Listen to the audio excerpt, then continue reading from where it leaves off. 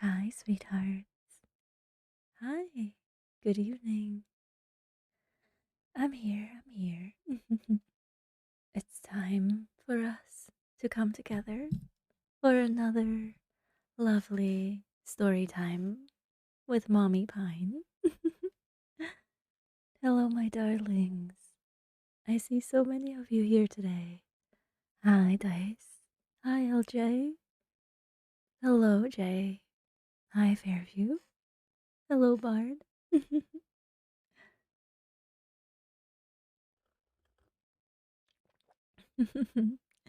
And there you go, Bart. Redeemed the first in. You come in all happy the moment I put out the now open sign. And the bell rings, and you run right into my arms as the Amber Antiquary has its door open for everyone. Stolen from whoever was actually first in. Hmm, that's quite alright. I'm just happy to see you actually use the redeem. I do try to keep some thoughts out on what I could have as potential redeems, but we'll get there.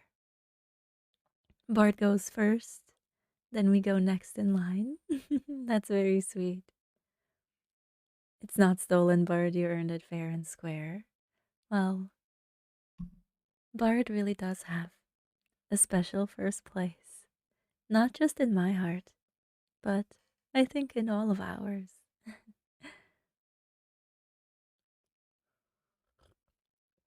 We take care of Bard because she's always here, being so sweet and so cute and so kind and supportive. Yeah, Bard's pretty cool. See? Wait, no? Oh, Bard. Sweetheart, you deserve a little bit of a special love and care and attention from us. It's okay, darling. We all appreciate you. It's not just me. And it's all founded in just the pure truth of how sweet and kind hearted you are. And that's exactly what we love to see around here. In our warm, comfy, and cozy space. Just having a lovely, chill, and relaxing time, especially on a Wednesday when I really look forward to just sitting back and reading to you. Last week, we started off with some Swiss fairy tales. It's a very nice book called Swiss Fairy Tales by William Elliot Griffis, published a very long time ago. Hmm. And if I remember correctly, we got through how many? Five? I think it was five stories.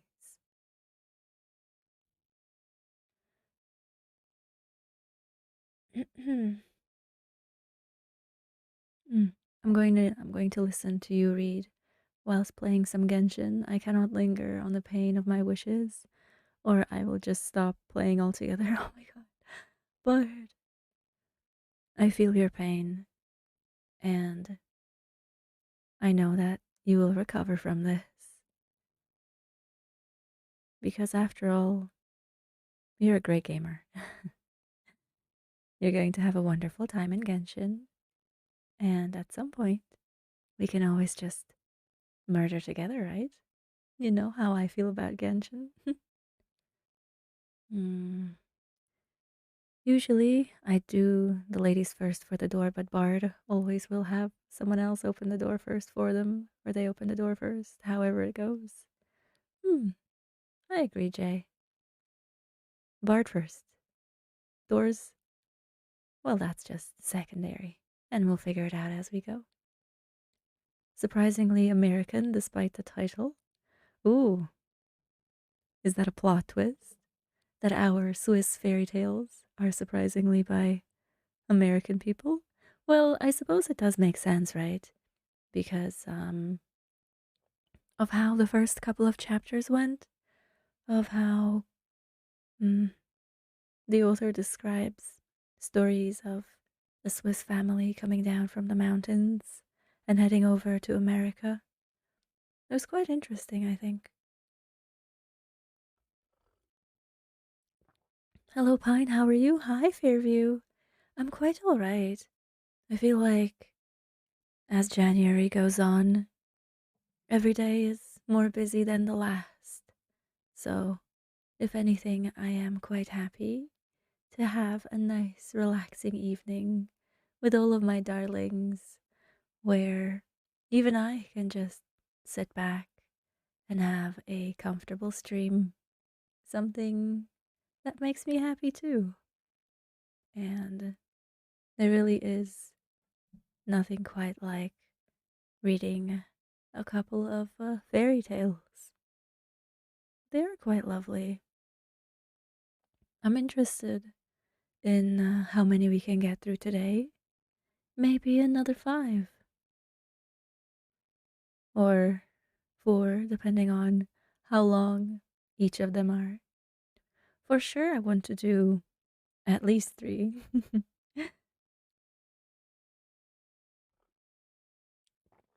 Hype to hear my home stories. Oh, Tech, so you said that you're from Switzerland? Might be quite nice. Maybe you'll be able to recognize some of them. Speedrunners and games usually hate doors, but for Amber, we'll always open the door. Oh, don't worry. If anything, I'll just glitch through it like a true speedrunner. You gotta make sure to run into it sideways or at an angle or roll into it or dodge just at the right second. Hmm. And if anything, if I encounter a door that is locked or is standing in my way, I will use my most favorite spell of asking it, when is a door not a door? And I will simply say, when it's ajar. What might happen after would surprise you. Oh, Tack, you brought Swiss chocolate for everyone here? Oh, sweetheart. That's so kind of you. It's in the big box over there. Feel free to grab all the chocolate you can, chat. Yes, everybody. Tech brought some treats. I appreciate it. Although, to be fair, I would much rather just give you a big hug, 'cause you are such a treat, even more so than any other chocolate in the world.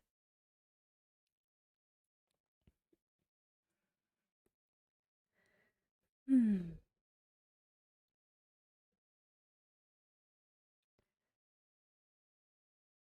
Cheese too if you don't like the sweet. Ooh, Swiss cheese might be actually quite nice. Maybe um maybe we can even have like a cheese fountain or maybe like a nice hot fondue. Ooh, that might be quite nice. Why is a raven like a writing desk? Why? What do you mean, LJ?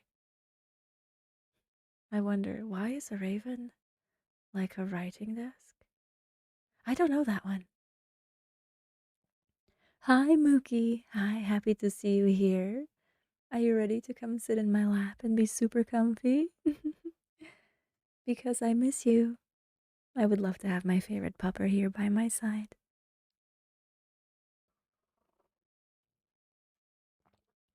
Ooh, chocolate fondue also works.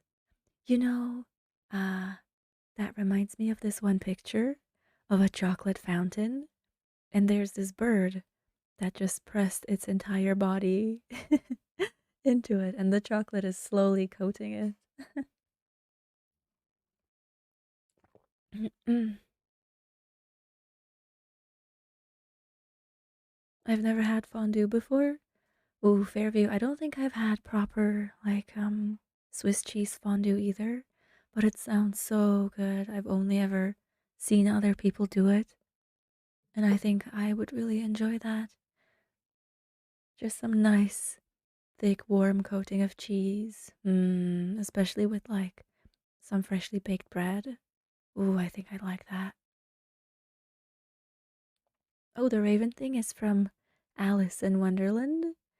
You'll have to figure out the answer on your own. Okay, I'll Google it after the stream. Because that's usually where I go for all of my answers. Fondue party at my place after stream. that, that could be quite fun. Yeah, let me just fly myself over to Switzerland on short notice. Hmm. I'll just enjoy a nice cup of tea before I start with our story time. But it'll be soon, so make sure that you have a comfy blanket, or you are at least feeling cozy tonight, and you have a nice hot drink and warmth in your heart, okay? Because tonight we're going to read some more. It's going to be good. I just had nom noms too, so I'm a little less agitated than I was earlier. Ah, that's very good. And you got your favorite squishmallows and your favorite mommy, Moogie. Would that happen to be me? Am I your favorite mommy? Just soft mommy pine. That's why I'm here. To make all of my sweethearts happy. To make sure that at the end of your day, or whichever part of your day that you're at, you find some comfort and a little bit of gentle joy in my voice.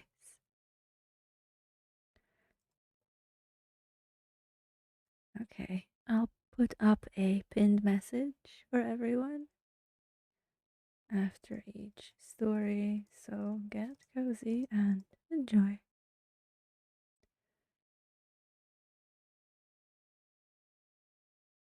Pin, manually unpin. Nice. There. So, yes, everyone, get comfy and let me take you over to our reading stream screen. I really do like this background for myself. Oh, you want me to just stretch before our story time? Okay.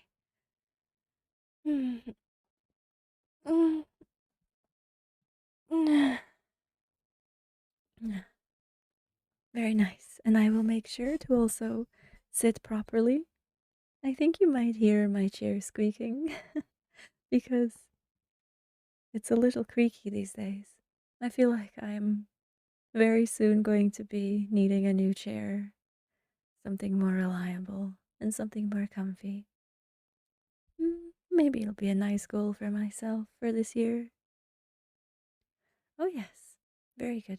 Hmm. Now, sweetheart, I hope you are all ready because tonight we're going to be starting with the sixth story in this book of Swiss fairy tales. It's called The Dwarf and His Confectionery, and it goes something like this. Of all the families, tribes, and clans of the little brown folks that are only a yardstick high, the Swiss dwarves are the funniest and at the same time the most friendly. They excel all others in being kind to every living creature and in doing good things for human folks. They look after the ibex to keep them from being shot at or killed by hunters that are cruel. Or they whisper to the fish to keep away from naughty boys. They even go after lost cattle and goats, tend the flocks, milk the cows, make cheese, and do lots of good favors for the people who they like. There are the kind shepherds and housemaids who give them occasionally a bowlful of milk or leave out a cup of cream for them to drink. They know where treasures lie in the ground, where the best pastures are to be found for the cows, and the secrets of the grasses and flowers are at their fingers' ends. In time of storm and wind, when it is too cold, or when avalanches are tumbling down the mountains, they keep away from the land and are never visible. Going down deep into the caves or mines, they shut themselves up until Jack Frost has departed and the storms and greatest cold are over. They shrink away especially from the south wind, called the Föhn, which blows for 17 days at a time, for it is like poison to them and blinds their eyes. To the people who treat them badly, or make fun of their feet, or heads, or laugh and jeer at them because they are so small, the Swiss dwarfs are very mischievous and even revengeful, and do such folks great harm in the kitchens and stables. They smash the milk pans and cheese kettles, upset the churns, lead the cattle astray, tie the cows' tails together, and put stones and sticks in their food troughs. Usually they do so much mischief that the rude or cruel people have to be good and treat the dwarfs with more politeness.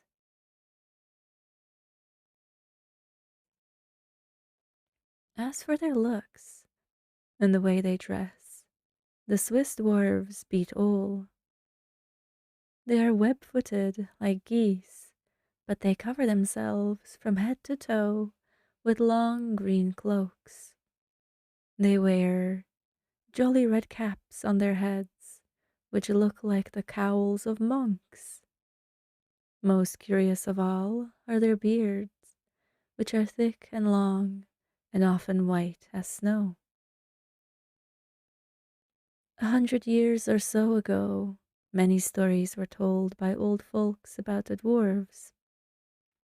One of these will show how kind, obliging, and useful, or how surly and troublesome the dwarfs could be, according as they are treated by merry or by grumpy folks.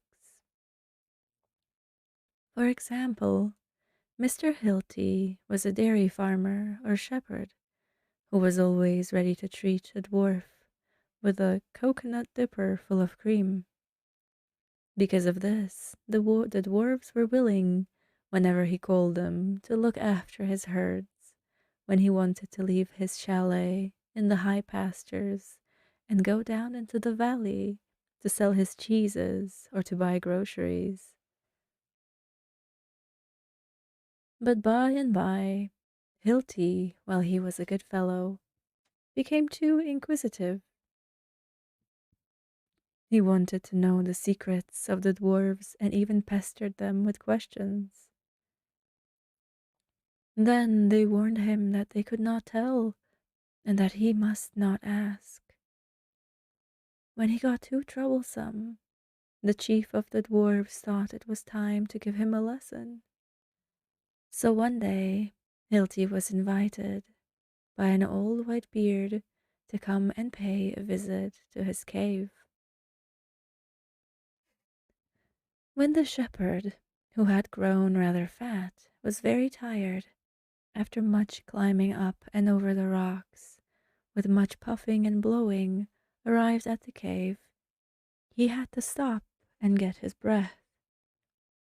The chief dwarf came out and smilingly invited him into the cave, which was decorated with a sofa made of thick, soft moss, on which he was told to lounge at ease. Before Hilti, there was spread a table crowded with every sort of good things to eat, except that there was no fish or meat in sight. The dwarf explained to his guest that all the cookies, goodies, and eatables were made from things in the vegetable kingdom. After Hilti had enjoyed a good dinner, the dwarf told his guest that he would reveal to him one of the secrets of his skills, but he must not ask to be told more. He would be shown how to make delicious sweets and valuable confectionery from a common weed which the chamois feed on every day. But this done, he repeated, Hilti must, on no account, ask for any other secret, nor must he try to learn any recipe about any other delicacy, or even watch while the cooking was going on. If he did, the dwarf would be angry and cut off the shepherd from his friendship. He might even punish him by causing him to lose his way when returning home. Hilti gave his promise, making also the sign of the cross on his breast. He swore an oath that he would not see, hear, touch, taste, or try even to feel any further than was permitted and clearly commanded him.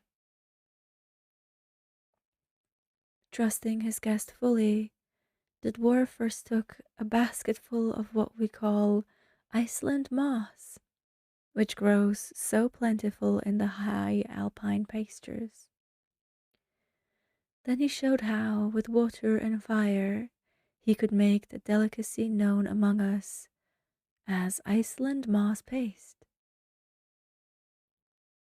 At once, after tasting a morsel of the confection with gusto, Hilti smacked his lips and began to dream of getting rich. He resolved to open a shop and make the new confection in his own village. But this Hilti was a greedy and covetous fellow, and often made a glutton of himself. Seeing that the dwarf had everything ready to make more confectionery of other kinds, he made up his mind to learn all the secrets. This time, he said to himself, I shall set up not a village shop, but a big confectionery store in Lucerne, the great city. He never thought more of keeping the solemn promise which he had just given to the dwarf. So, pretending to be very sleepy, he asked the dwarf to let him lie down at length on the moss sofa and take a nap. The kind host at once agreed and made his guest comfortable. In a few minutes, pretending to be asleep, Hilti, who was a gawk and a bumpkin in manners, let his nose and open mouth give vent to snores, long and loud. This in itself was bad enough, and the dwarf was disgusted at such manners and much irritated by the noise. But worse than this was to come. This ill-mannered dairyman, who kept peeping between his eyelids, got very much excited as he saw the dwarf doing the most wonderful things with common weeds and flowers. Out of these he drew juices, flavors, coloring matter, aromatic liquids, and sugars, either in crystal or in the form of gum or candy. Out of his pots, pans, and kettles, he poured what looked like the most tempting things to eat. They smelled so delightful that Hilti forgot himself and with his eyes wide open, stared at the dwarf and what he was doing. By this time, Hilti was building great air castles. He saw himself in a great candy store in Lucerne, employing 50 pretty girls in attractive uniform to allure the public, wait at the counters on the crowd of customers who came with plenty of money and all eager to get waited on. They stood in lines, 4 deep, in front of the showcases, eyeing what they were to choose, while those nearest the girls were eagerly buying bonbons, chocolates, caramels, all-day suckers, mint drops, and Iceland moss paste, in boxes tied up in dainty, grey-colored ribbons. Each box was wrapped not in common paper, but in dotted Swiss muslin or fine cambric. No one seemed to care how much the cost might be. Back of the counters were scores of lovely Swiss maidens in white bodices with silver chains, ornamented girdles, and brilliant headdresses. They were tied so as to show they were not yet married. There were dozens of waiter boys and serving maids scurrying around with trays, attending to the people at the tables who called for ices and sweets or drinks to be sipped. His chief customers were among the fashionable folk of Lucerne, for in Hilti's vision, his was the resort of the most stylish people in the city. Out in the kitchen, another company of cooks, confectioners, dishwashers, and porters kept hard at work, and during rush hours, they were nearly ready to faint. At the rear, 2 clerks were kept busy every moment checking off the receipts of boxes and barrels of white and brown sugar, sour gum, syrup, liquors, and all sorts of flavoring extracts, besides delicacies imported from Constantinople, Calcutta, Tehran, and Nagasaki.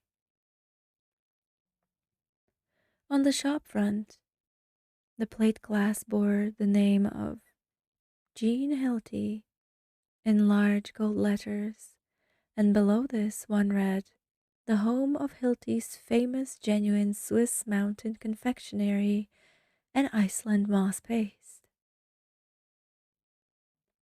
The highest priced confection was a praline, or compound of nuts and chocolate, which was packed up in a most dainty box, lined with perfumed lace paper and labeled in gold letters, "Made according to the sole recipe ever revealed by the king of the dwarfs."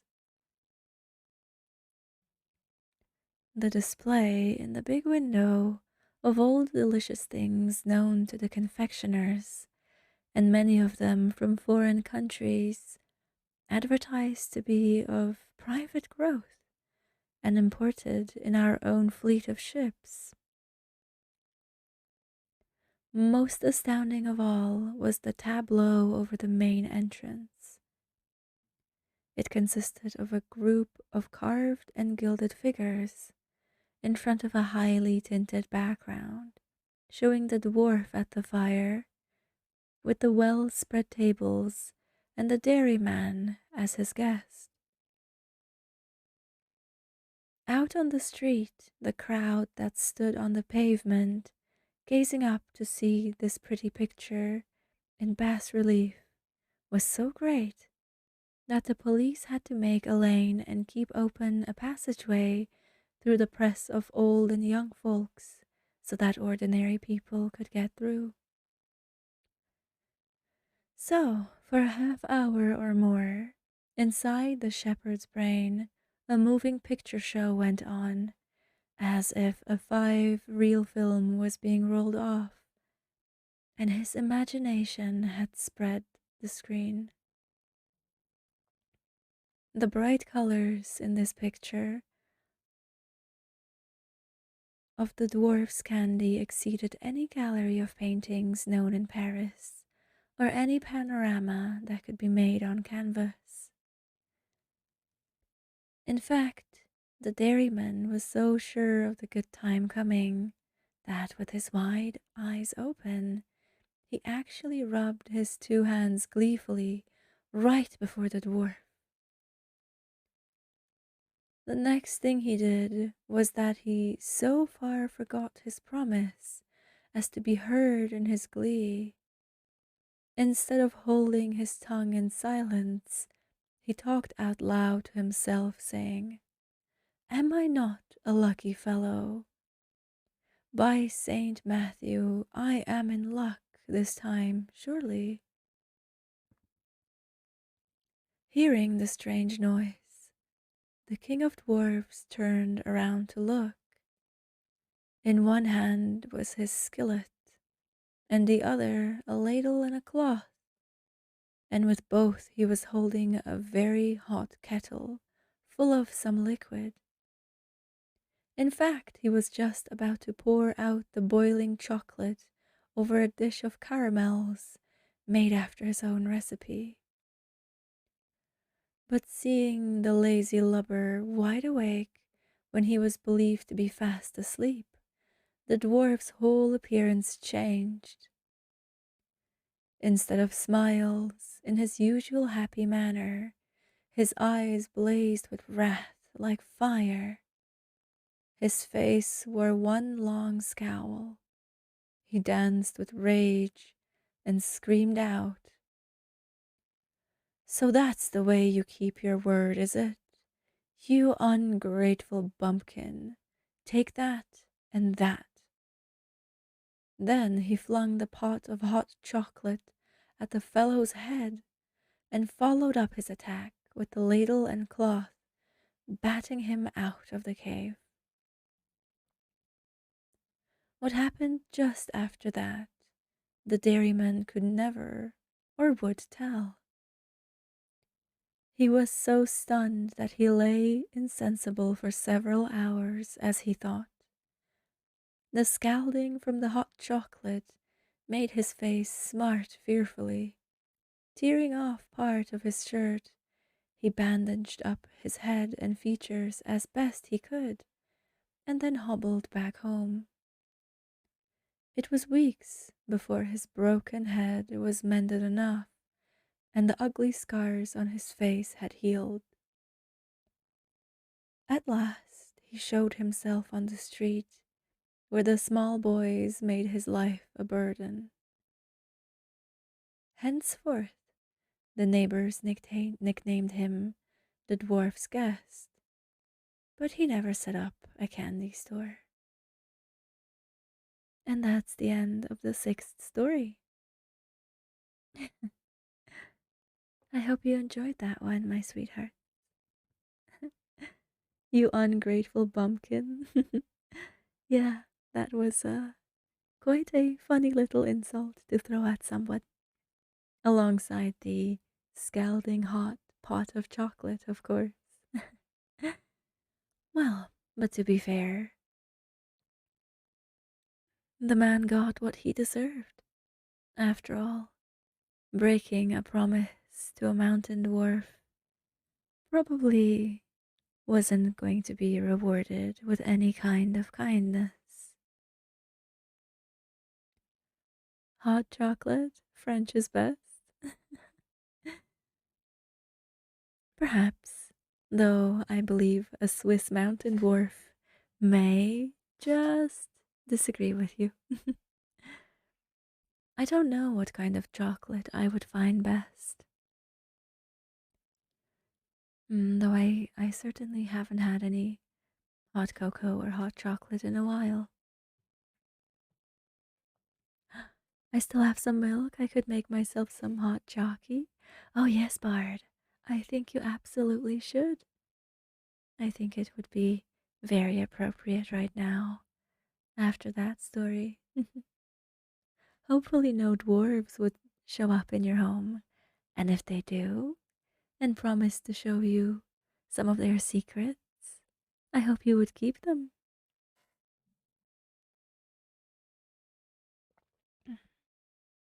Thick hot chocolate, like Italian or French style, is very enjoyable. Oh, Jay, that does sound quite nice, actually. Hmm. I have to say, hot chocolate would probably be best in a very thick consistency, because whenever it is quite runny, it seems just a little disappointing. Alright, let's move on to the next story. And this one has a very interesting title. Oh, Mookie. No, I can't get comfy in bed. Can't find a comfy position because my legs keep feeling uncomfy. Well, Mookie, that's why you should come here and get comfy in my lap, and I'm sure that will solve all of your problems. But I believe in you. Until then, I'm sure you will find a lovely way to lie in bed. Maybe get up and try to lie down again. You'll manage. It'll be good. So, story number 7. It's called Two Good Natured Dragons.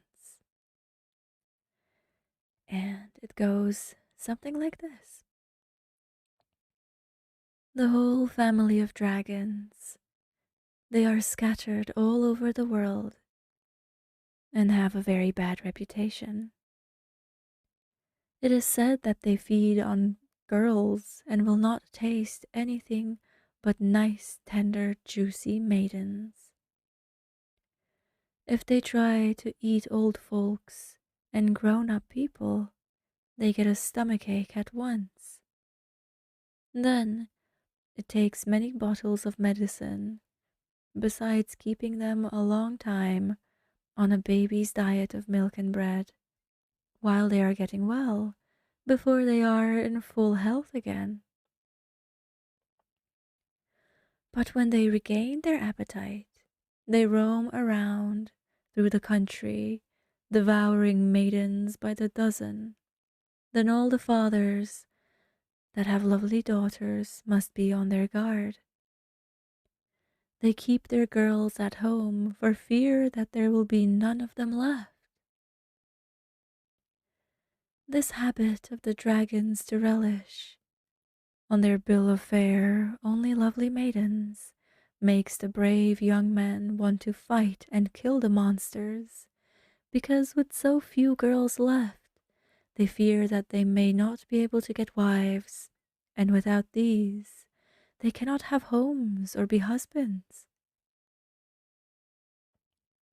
But the old dragons were foxy fellows, very cunning and crafty, so they kept out of the way of the knights and heroes with their swords and spears and arrows and bowguns, and even from the fairies who cast spells over them.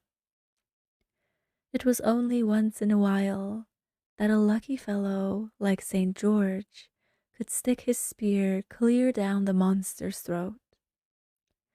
It happened only rarely that one like Sigurd the Norseman or Susanoo the Japanese was able to slay one of the big, clumsy, crawling creatures with their trusty swords.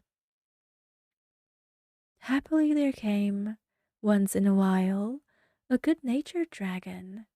That is, the right sort of fellow, jolly in disposition and kind to boys. Such a dragon would even invite a well-behaved man to take dinner with him, and even point out what food on the dragon's table tasted best. Of course, the man would not always like what was served up before him to eat, for a mortal cannot always enjoy what comes out of the dragon's kitchen, nor can he be sure of what he may be swallowing. Nobody enjoys chewing up his grandmother or his aunt or cousin or sister, even though he might, once in a great while, feel like doing so. So when one goes to see a dragon, he does not, himself, get swallowed up. He had better take a sandwich or two with him, and not taste the dragon's delicacies.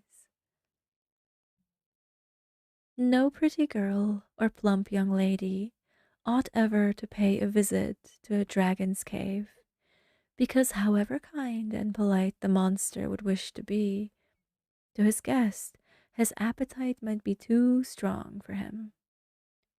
Moreover, the very sight of the lovely maiden might make his mouth water, and then, after roaring out, he would be very apt to gulp her down at one mouthful. This might happen so quickly that she would not know where she was, or even think what her mother would say when she missed her on ironing day. So, even in the case of well behaved dragons, or one supposed to have a good character, any person had better be careful about visiting a dragon's cave. Now, there was a man in Switzerland, a cooper, who made tubs and buckets, and once in a great while, a hogshead or a bathtub. His shop sign was a well hooped barrel set over his doorway. He was especially expert at making and mending milk churns. Some of the girls used to declare that the butter came more quickly and with less hard work in churns made by him than in any others.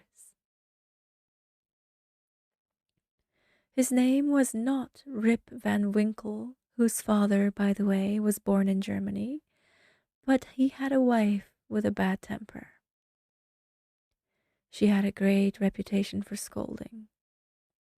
It was said that her tongue, which was only 3 inches long, could kill a man 6 feet high. In fact, some folks declared that she did not need a sword, but she could fight a dragon with her fiery tongue alone. Let her but open her mouth, and such a volley of abuse would be shot out at the monster that no matter how big or how hungry he was, he would curl up his tail and run, or else flap his wings like a frightened chicken and be off.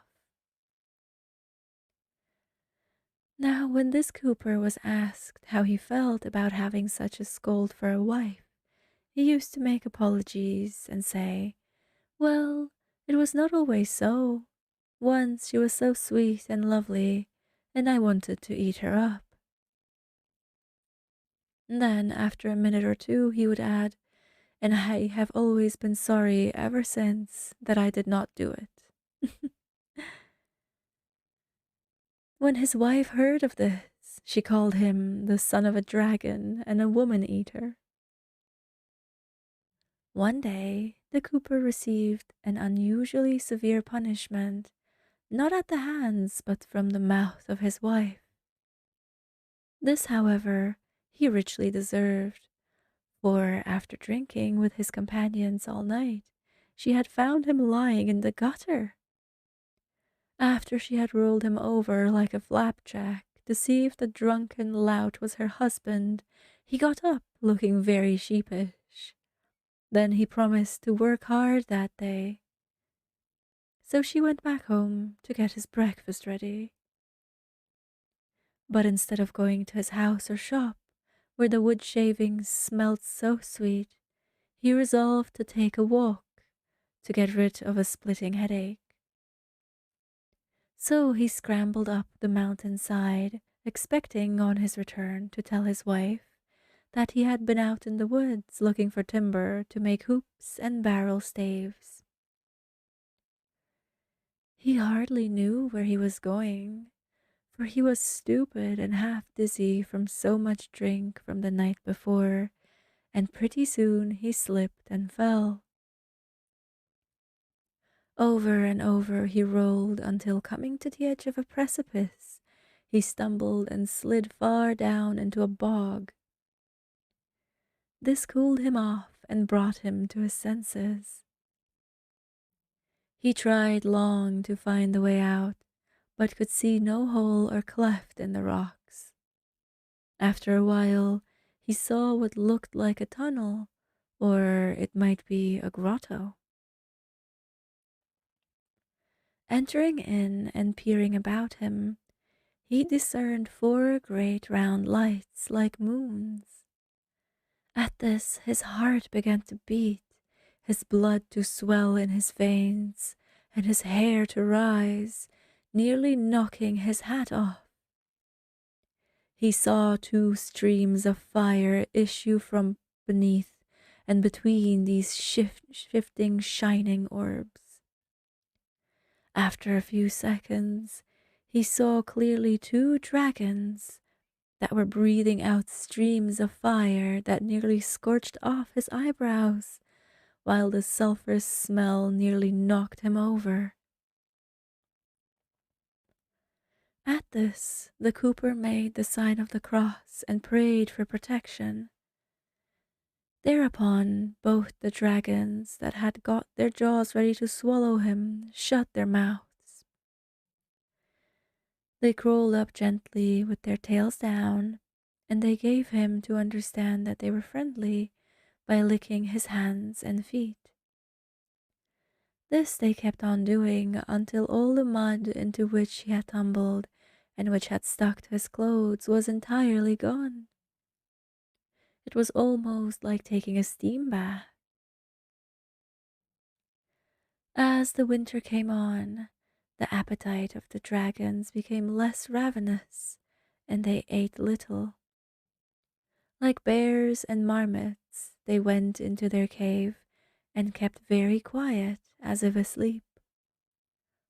Moreover, even in summer, when these dragons could not get a supply of maidens, they devoured a sweetish substance that exuded from the cleft in the rocks, which must have been filled by a colony of bees, for honey trickled plentifully down into the gully. At any rate, the cooper got to like the dragon's winter food so well that he wondered how he could ever have enjoyed black bread and cheese. In a month, his stomach got quite used to the new diet. He was not afraid of the dragons, and they seemed to enjoy his company. Perhaps they thought that when the spring should come, he might tell them when his wife went abroad out of the house, and then, if starving, they might make a dinner of her. Meanwhile, the cooper was missed in the village, and as people wanted their tubs mended, several parties of strong young men climbed the mountains to find him. They sought in every grove and wood, over hill and down dale, in valley and on the slopes, but his body could not be found. So he was mourned as dead, for in spite of his faults, he was considered a good fellow.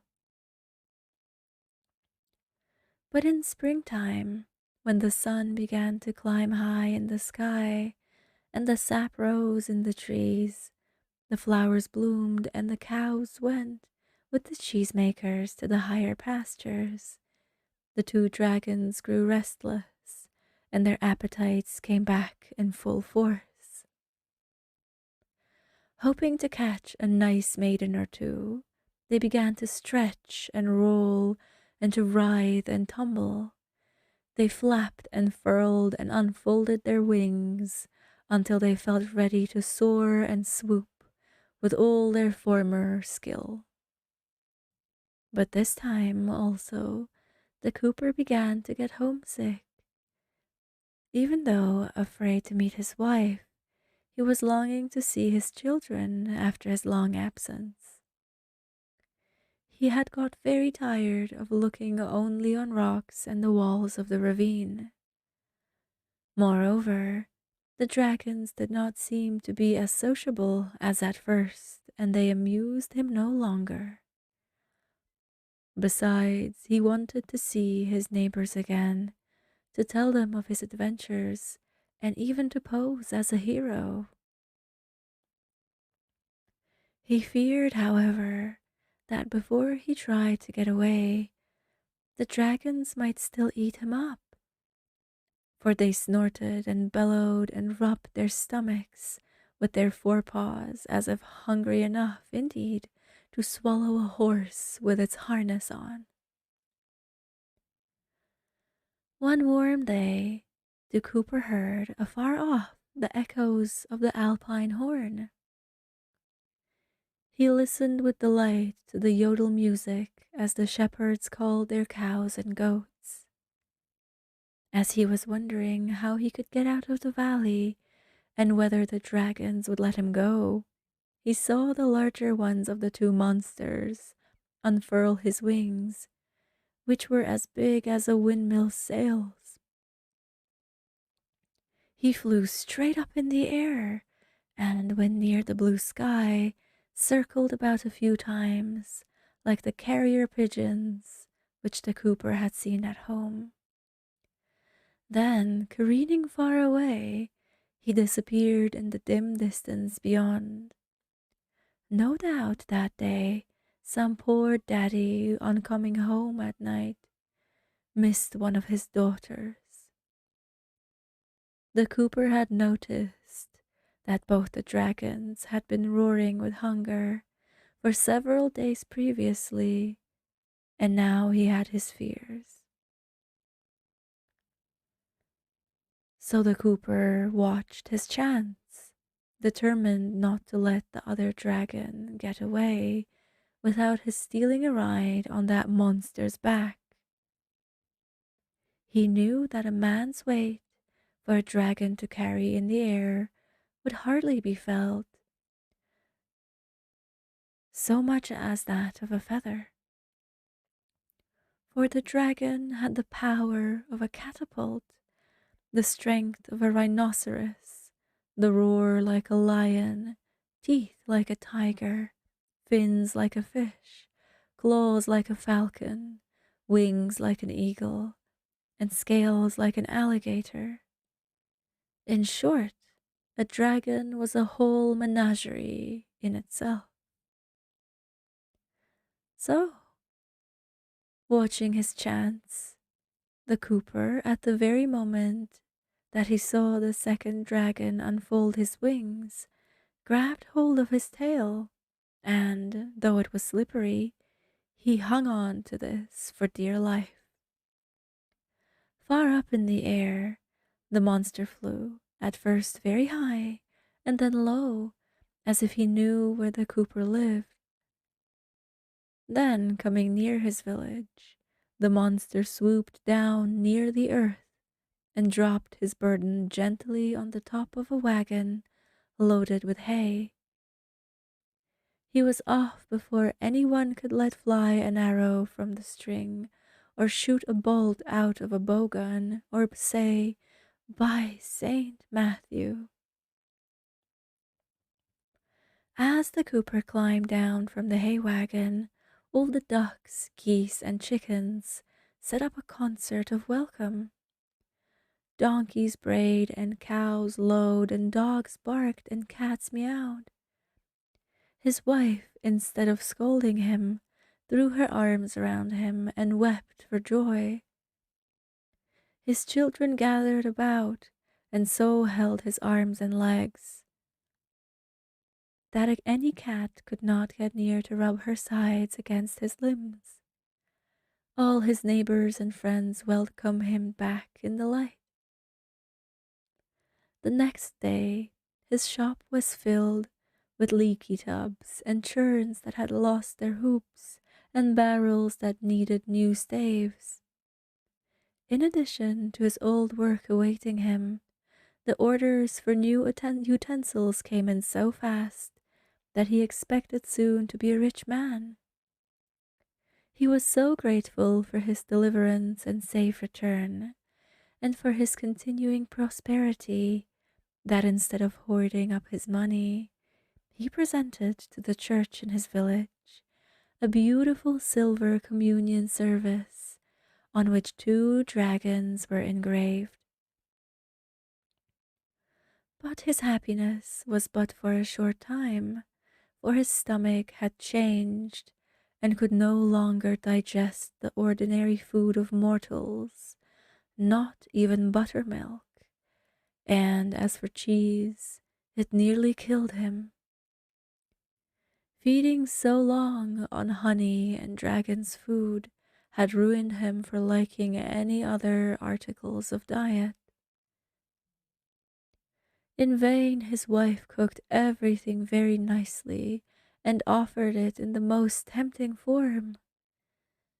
The maidens of the village, thankful at not being digested by dragons, tried their best to tempt his appetite with the very finest their dainty hands could make, in the form of broths, salads, meats, cakes, apple dumplings, puddings, and tarts. The delicatesse shops sent the choicest bits they could roast before their spits, bake in their ovens, or show on their tables, or in their shop windows. Nothing would avail, and the poor man died of slow starvation, and this before even autumn had come.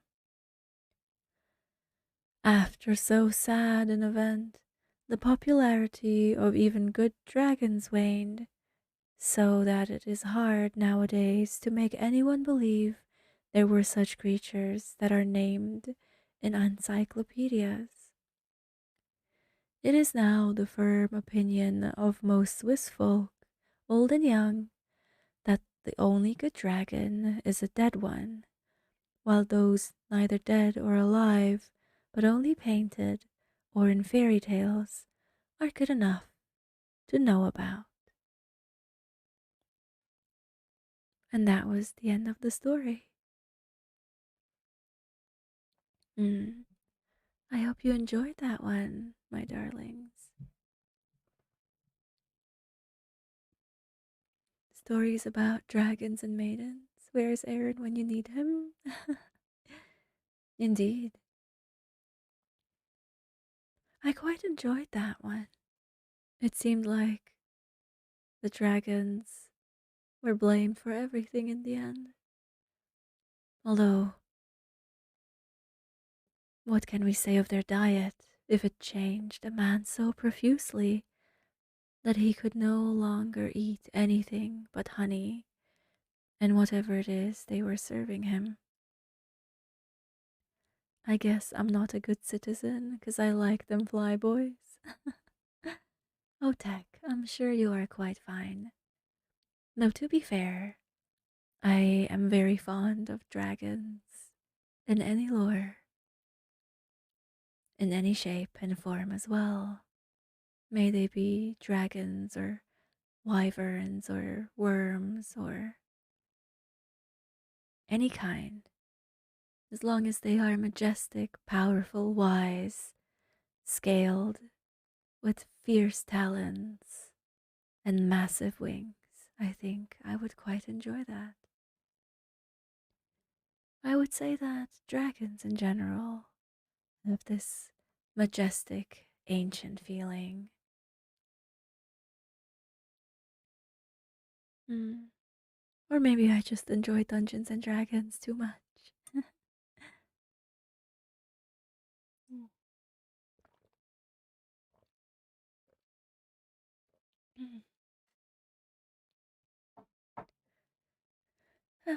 I hope you are enjoying a cup of tea or something nice and warm as much as I am. It's always nice to enjoy something comforting in an evening like this.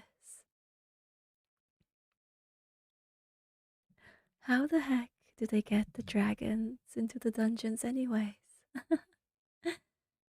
That is a very good idea to think about, right?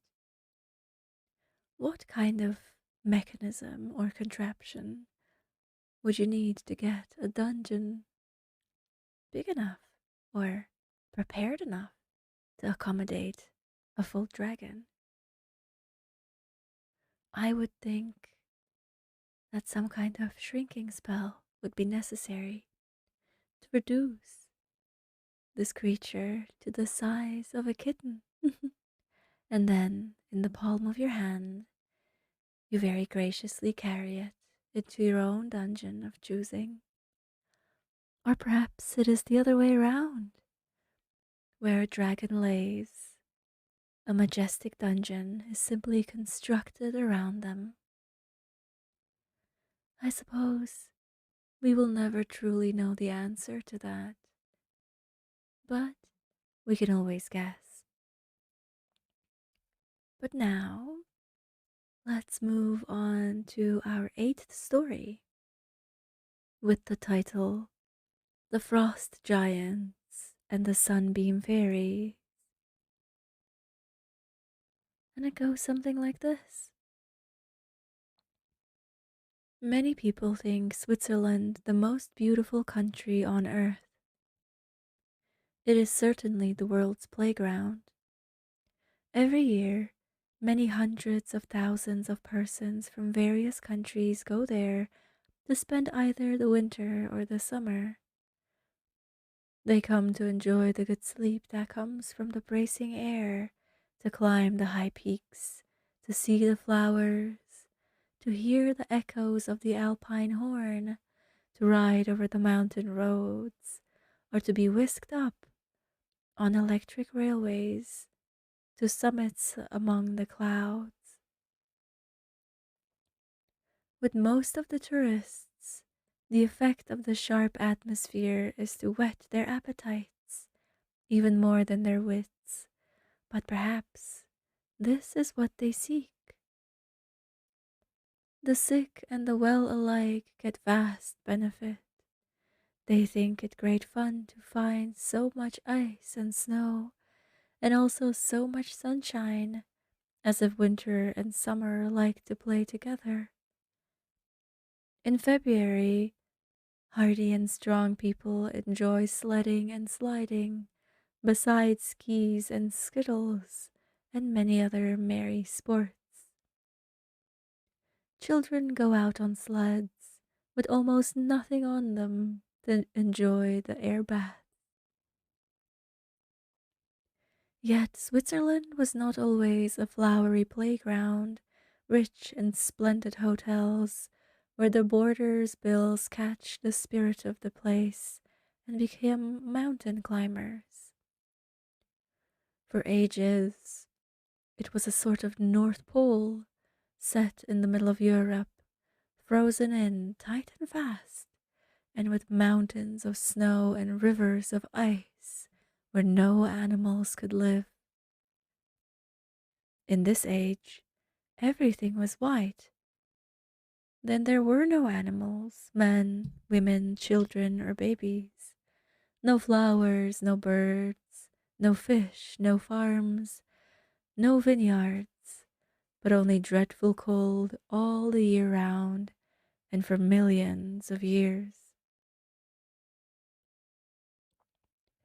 Then the frost giants ruled a land forever white with snow that never melted, and their king sat on the top of a solid mountain of ice. These frost giants would not allow anything alive to come near them. They made it the law that whatever had eyes or nose, feet or hands, or paws or wings, should be instantly frozen to death, and their solid carcass packed away in a refrigerator 1,000,000 years old. The queen of the fairies that lived down in the warm meadows felt sorry that so fine a place should have nothing in it that was alive, or had any color, red, pink, blue, or yellow, violet, or green. She believed that the land could be conquered from the frost giants and made a country in which boys and girls could play and pick flowers. It might, indeed, take several millions of years to melt the ice and cover the ground with flowery meadows. But what was that? Because fairies never care anything about days, months, or years. They never grow old and do not use almanacs, because not dwelling in bodies like ours, and never having lived like us mortals, they do not get sick or have any funerals or cemeteries. They are saved all expenses of being buried, for they do not have any graves. There are no doctors or undertakers in fairyland, even though the immortelle flowers bloom everywhere. It seems to be that because some are wiser than others that they may be called old, or mothers, aunts, or grandmothers. To carry out her purpose, the fairy queen made a friend of the sun and asked his help. This old soul, as the fairies called him, was very glad to give, because he had rescued other parts of the world from the ice kings and made many lands bright and beautiful. He thought that the monarch of the frost world and his white giants has reigned long enough in Switzerland. Besides, Old Soul wanted to show that he had not yet done his best work. It is true that he had made other lands look lovely, changing them from barren rocks and sand to fruitful fields, groves, and gardens, rich in wheat and corn, fruit trees and berry bushes, besides peaches and apples and pears, roses and lilies. Old Soul declared that, with the aid of the fairies, he would make Switzerland the most beautiful of all countries, so that many people from foreign lands would come to see it. He would scoop out lakes, channel out rivers, smooth the face of the country, and make it lovely with pastures, rich in cows and goats, and spangled with flowers of many hues. Yes, if the fairies would promise to put enough clothes on their favorites and wrap them up in downy undergarments, with lots of fur and wool for overcoats, he would help the prettiest flowers to climb up to the high mountains. Then he would promise to furnish heat enough so that they could keep warm and live there. He would make it so pleasant for them that they would never get homesick or want to go back to their mothers in the valley below.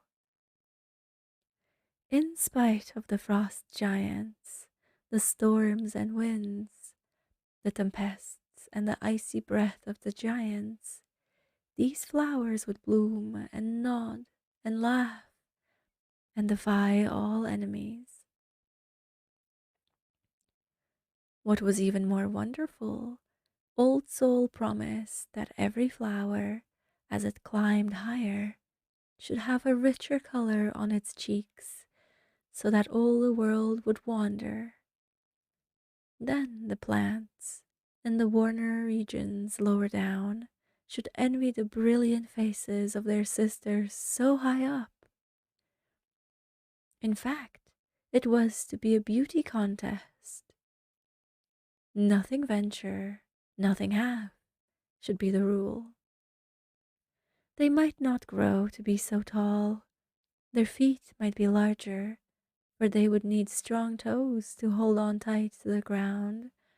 When old Boreas, the wind giant, tried his best to blow them away, but to win out, they were sure to do in the end, and beat Jack Frost and all his army. When the fairies were called together and told by their queen that the sun would be their friend and help them every day and never tire of his good work, you ought to have seen how happy they were. They all clapped their hands, and everyone, big and little, wanted to be brave and go out to fight the frost giants.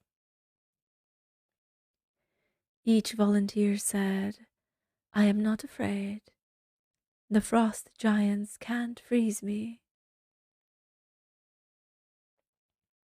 It was wonderful how the pretty fairies were perfectly willing to be changed into humble-looking plants that never could grow very tall, but lie quite flat on the ground and have deep roots in the crannies. They would have to live without much society or excitement and spend their lives in clefts and hollows. What was hardest to bear was that most of them would have to live like nuns, for in the case of many of them, their beauty would never be appreciated or even seen. Some were glad even to become plain meadow grasses. When one plump fairy was told she would become an alpine poe and must carry her babies on her back, she gladly consented, saying, "I am willing." The enthusiasm for the war became an epidemic. Some of the big fairies asked to be changed into trees: oak, maple, spruce, pine, or birch. This was hard, for those who had been regular chatterboxes would now be able only to sough in the breeze or whisper in the winds, and they could roar only in a gale or tempest. Some even begged to be allowed to take on the form of an old-fashioned arola, the most ancient of all the Swiss trees. It was astonishing to note how ready these pretty fairies were to put off their lovely gossamer-like robes, lay aside their wings, and wear such plain clothes as some of them must who volunteered to be meadow and rock plants. But then the idea of fighting the frost giants and rescuing the land from ice and snow had filled them all with enthusiasm. It was like patriotism among mortals. But then they loved the children and wanted them to have a pretty playground made ready for them, so that when babies and cradles came into the land, the flowers would be in bloom for the little folk to pick and string around their necks. So the queen of the fairies and her wise counselors enrolled and equipped an army of her fairies, who had agreed to be turned into plants for the long war against the frost giants. Of all these, Old Sol was to be the general. Heaps of fur and flannel, wool and velvet, and hair and down were stored up to make thick underclothes and stout overcoats to keep warm, and all sorts of wiry stuff for toes to grip tight and keep hold of the rocks. Then, with plenty of rich paints and dyes to color their cheeks, the fairy queen summoned the volunteers to come forth. As each name was called and a fairy stepped out, the queen waved her wand. First, she pointed it upward to where the stars were playing hide and seek among the snowy peaks. Then, touching each kneeling fairy, she tapped with her star-tipped wand upon the neck of each. Presto! What change! Eyes, nose, ears, lovely yellow or raven black, or shining auburn hair, limbs, hands and feet and wings disappeared in a golden mist.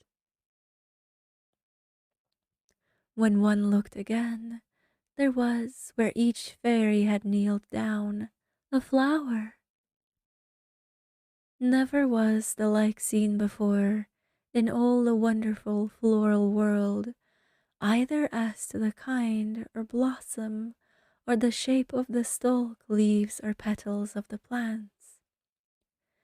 Some hardly looked like flowers at all, while others were recognized at once as cousins or sisters of old friends, but so dressed up as if for an Arctic journey as scarcely to be recognized.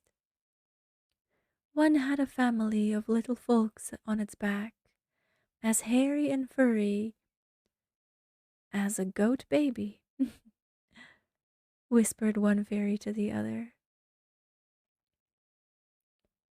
Here was one creature, dazzlingly splendid in colors, while alongside of her was a little lady robed entirely in white, as if she were to be the bride of Jack Frost and marry him in a country where the tint of ermine and ptarmigan bird was the only one in fashion. The lowliness of some of these new-born flowers was perhaps the most astonishing thing about them. Even when in bloom, they were not over an inch in height, while their neighbors down in the valley were all nearly as tall as yardsticks. One group became only plain meadow grass, while their relatives seemed dressed for Fifth Avenue or the main street of Zurich or Bern. Although, when the fairies were turned into trees and were, at first, hardly higher than a needle, and not one of them had a body as thick as a thimble, they at once began whispering, for it was hard to give up the old habit of talking every minute. Of one pretty creature, shaped like a bluebell, with scalloped edges, it was noticed that she shut up her mouth and did not say a word. At this, one wise old fairy looked up at the sky and said, "It is certainly going to rain." Thereupon, since flowers were so cheap, this one they called the poor man's weather glass. Another that had a curiously shaped blossom they named Lady Slipper.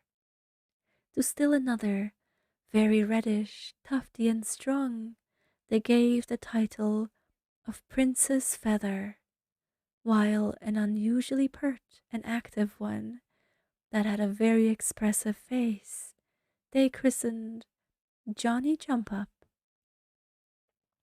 This fairy had whimpered a little at the idea of being named after a boy, but when told she would have clothes of many colors, she was instantly happy and welcomed her changed into a flower with a face that would never need rouge or lily white powder.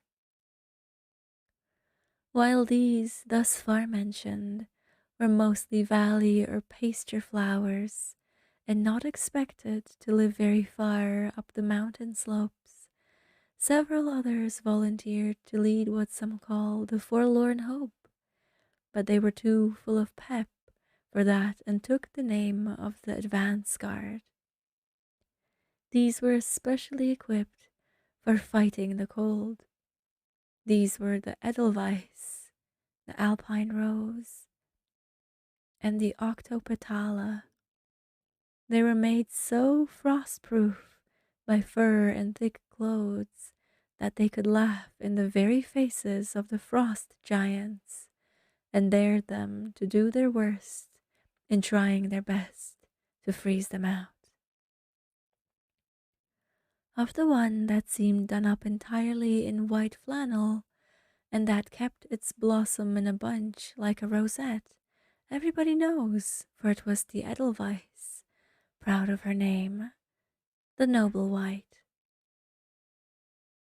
Millions of fairies gathered together on the hill slopes to see the procession start and did not mind waiting 1,000 years or so.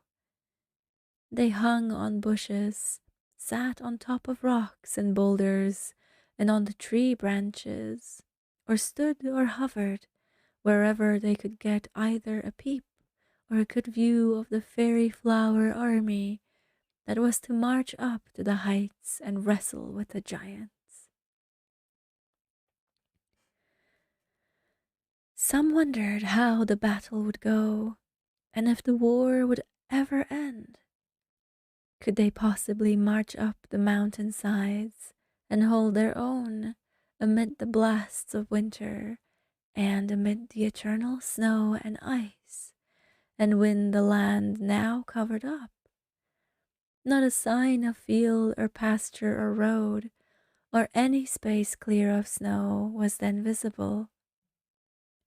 There was nothing but ice, many miles thick and looming so far up in the air as to seem at night to touch the stars.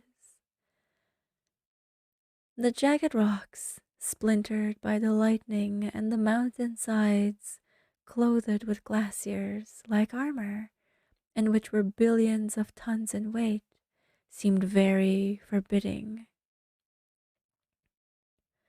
Just give us a few millions of years, and we'll surely win, cried the Fairy Queen, who was proud of her beautiful army, and who, with them all, knew or cared nothing for what we call time.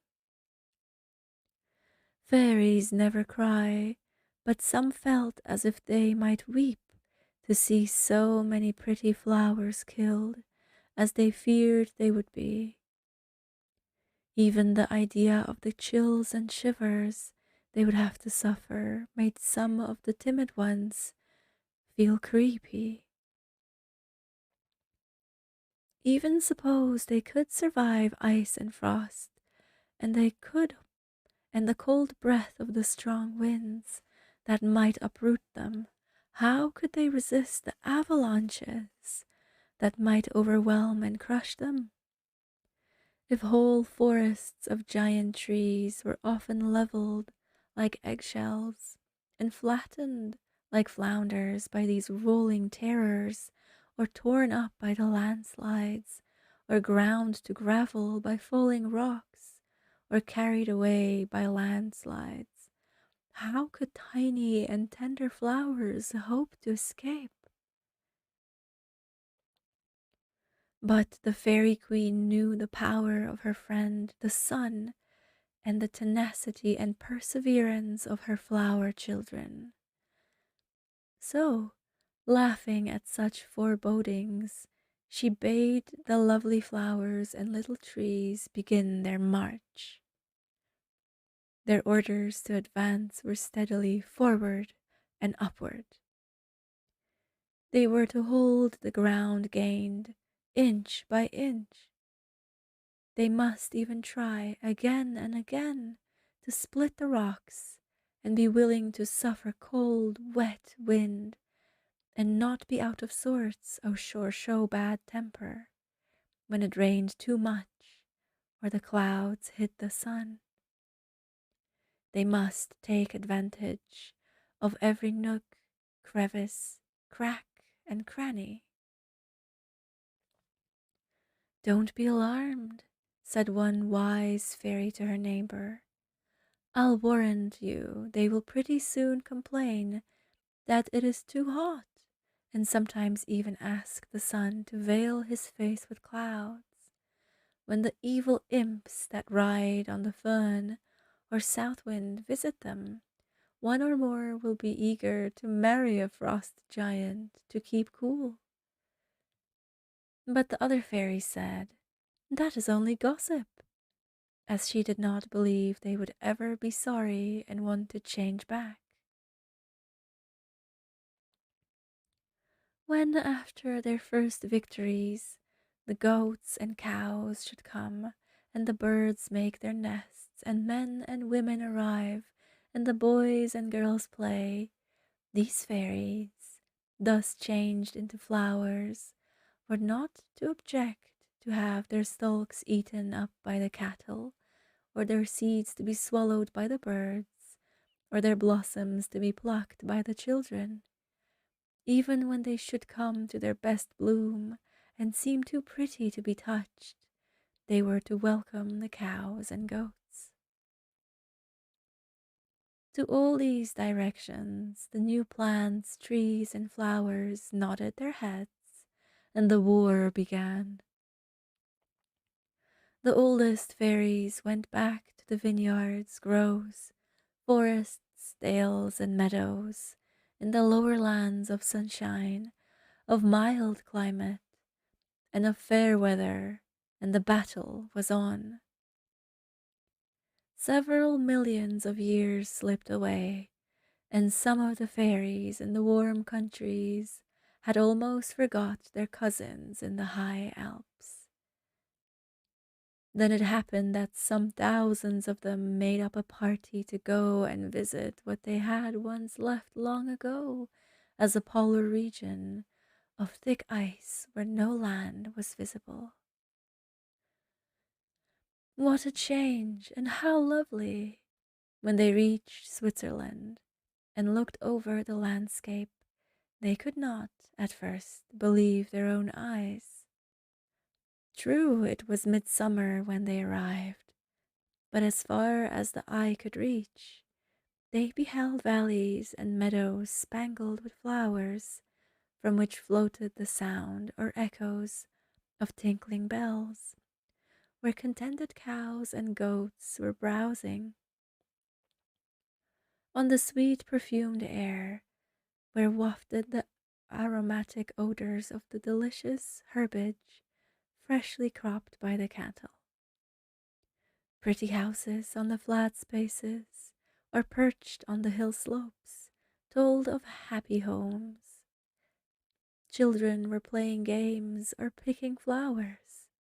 Church spires pointed towards heaven.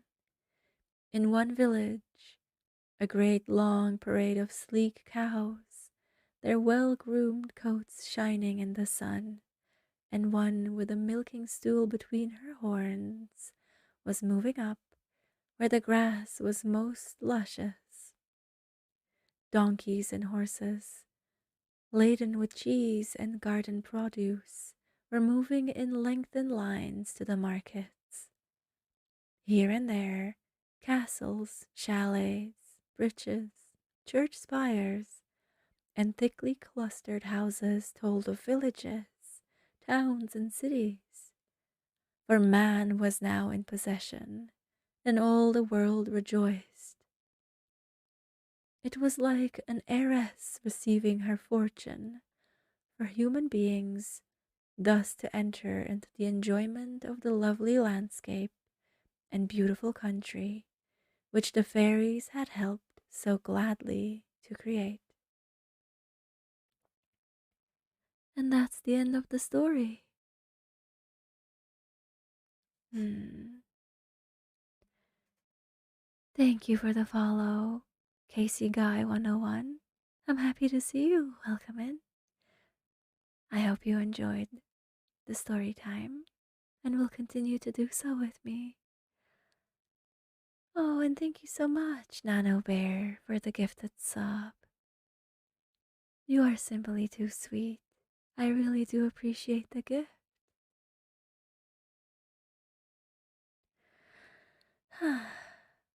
Well, that was story number 8. And I have to say, I quite enjoyed it.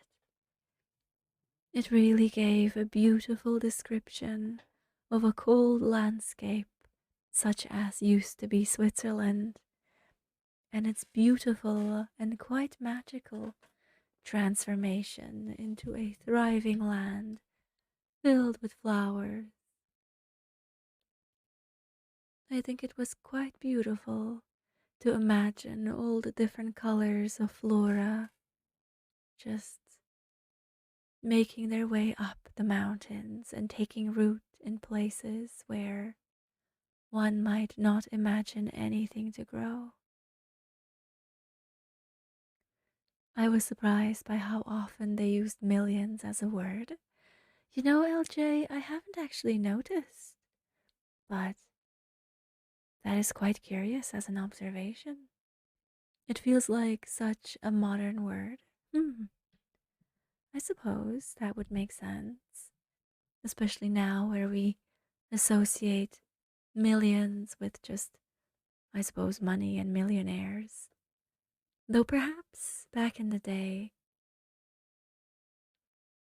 the word might have evoked a completely different image.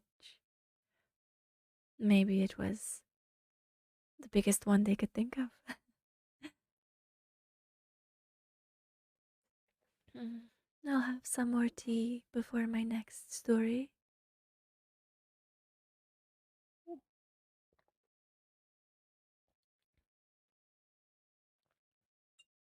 Thousands feels like the go to word for older stuff.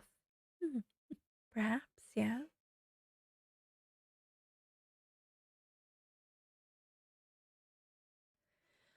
Maybe dozens, hundreds, or even thousands.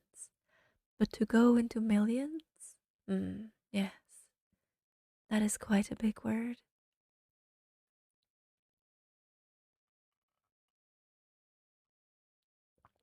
I think nowadays, if I were to be describing extremely large quantities, the furthest I would go is billions. Hmm. Although I do wonder if in the future a whole other word would be used. Centuries and millennia. Hmm. That is also quite nice to get a sense of time and a scale of how long some processes take. Not trillions. Trillions almost seems unimaginable. Millions and billions, I can at least get behind. Trillions, not so much. I suppose. What else is there? Terabytes?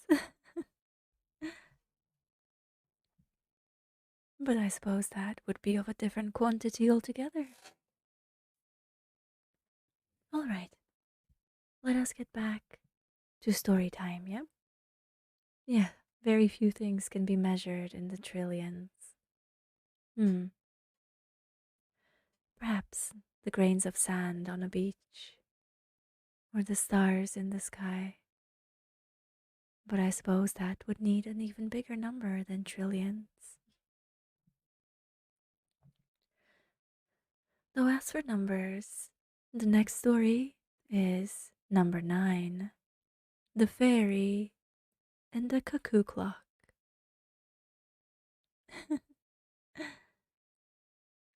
Dice, what is this? Oh no? Oh yes, more story time. Woo.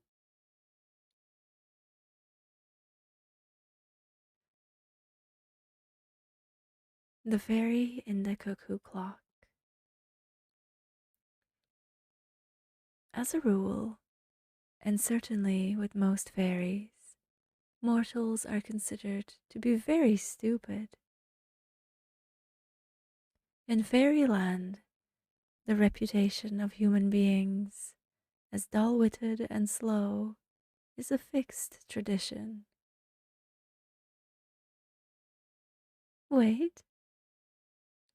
Oh, Bard. What would I wait for? I'll carry on then. Before doing a new thing, men and women have to think it out. They talk a good deal about cause and effect, whereas with fairies, there are no causes, but things and events just happen. If they do not, the fairies make them. Some situations, like the sun and moon, the earth and sky, the summer and winter, cannot be changed. Yet fairies can bring to pass lots of wonders that surprise men. They can play tricks and puzzle them beyond measure. 100 years ago, before the days of tourists, alpenstocks, hotels, electric railroads, and other foolish novelties, the guides and all village folk believed in the fairies. They felt as sure of giants and dwarfs, elves and dragons as folk of today that never saw a dodo or a pterodactyl or an auroch or a five-toed horse believed these were once plentiful on the earth. In fact, there was once a time when men had no clocks or wristwatches, and girls did not carry at their waist the pretty gold or nickel timekeepers of today, nor did the big bells in the towers boom out the hours, nor were the huge clock faces or dials seen by day or by night. In the castles of Switzerland, where rich men or nobles lived, they knew nothing about marking the hours and minutes by anything with a round face having figures on it. One way to announce the hours was to have a candle with two little brass bells on opposite side of the wax and tied together with a string. When the flame burned, say, an inch or other measured space, the bowls dropped down into a brass basin. This made a loud ringing noise, which sounded out the hours, or a little hammer struck a bell, and that is the reason why a clock, as its name was at first, was called a clock or bell. On ships, the bells sounded every hour and half hour, and this is still the method to which sailors are accustomed.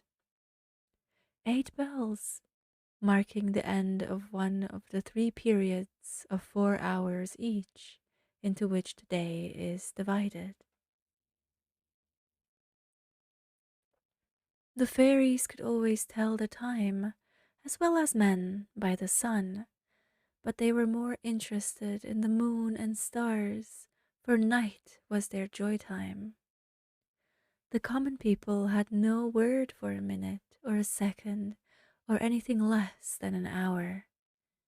They knew when the sun rose and set, and they guessed the time of day from the place of the sun in the sky, at the east as it rose in the morning, and during the afternoon as it sank in the west.